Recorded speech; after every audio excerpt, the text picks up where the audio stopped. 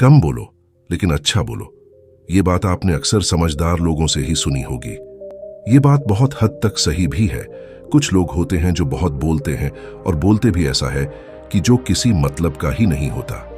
ज्यादा बोलना कोई बुरी बात नहीं है, लेकिन कब क्या बोलना है इसकी समझ होना बहुत जरूरी है। कभी कभी हमारा या फिर किसी का भी बड़ बोलापन उसके लिए मुसीबत बन जाता है।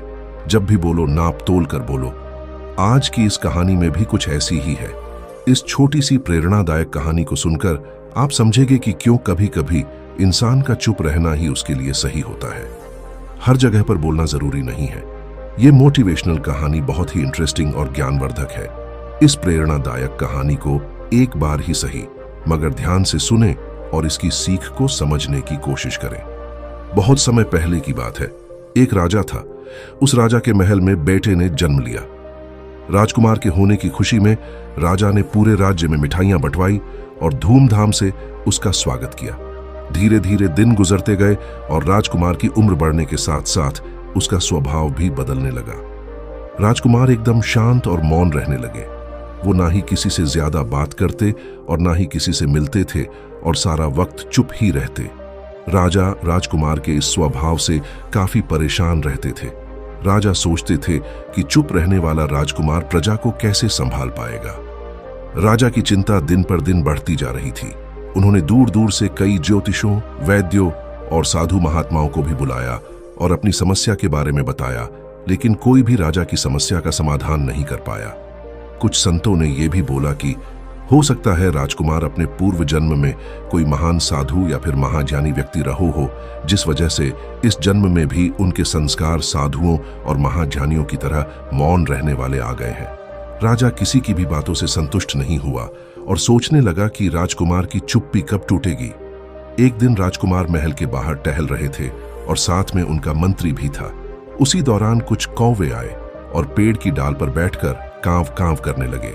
मंत्री को लगा कि कौवों की कांव कांव से राजकुमार परेशान हो जाएंगे, तो उसने कौवों को उड़ने के लिए उनकी तरफ तीर दे मारा, मगर दुर्भाग्य से उसका तीर एक कौवे को लग गया और वो कौवा सीधा राजकुमार के सामने गिरा। कौवे को देखकर राजकुमार बहुत भावुक हो गए और उसकी तरफ देखकर बोले, यदि तुम आज कुछ बोलते नहीं तो यूं मारे नहीं जाते। मंत्री ने जैसे ही ये सुना तो वो बहुत खुश हो गया और खुशी से चिल्लाता हुआ सीधा राजा के पास गया और उन्हें सब कुछ बता दिया।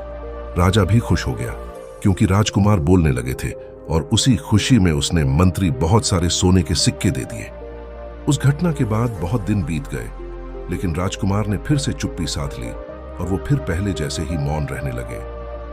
राजा को लगा कि मंत्री ने उससे झूठ बोला और उसने उस मंत्री को फांसी पर लटकाने की सजा दे दी। मौत की सजा सुनते ही वो मंत्री दौड़ता हुआ राजकुमार के कक्ष में गया और उनसे बोला, राजकुमार, उस दिन एक मरे हुए कौवे को देखकर तो आप बोले थे, लेकिन अब आप क्यों नहीं बोल रहे हैं? आपकी इस चुप्पी की वजह से आज मैं भी अपना जीवन खो दूंगा। मंत्री की बात सुनकर राजकुमार बोले, अगर उस दिन तुम भी कुछ नहीं बोले होते तो आज तुम्हें फांसी की सजा नहीं मिलती। कभी कभी चुप रहना ही हमारी समस्या का समाधान होता है। हमें यह सीख मिलती है। वैसे तो बोलना बहुत जरूरी होता है, क्योंकि हर बार चुप रहने से काम नहीं चलता, लेकिन हमें ये बात भी अच्छी तरह मालूम होनी चाहिए कि कब कहां कितना बोलना है। कई बार हम जरूरत से ज्यादा बोल जाते हैं और वही चीज हमारे लिए मुसीबत खड़ी कर देती है। इसलिए जब भी बोले, अच्छा बोले और उतना ही बोले जितनी जरूरत है, और अगर ये आपसे नहीं हो पाता तो मौन ही रहो। झूठ बोलना और बेमतलब की बातें करना मुसीबत को गले लगाने जैसा ही है। आपने कई लोग ऐसे देखे होंगे जो बहुत बोलते हैं और कड़वा बोलते हैं।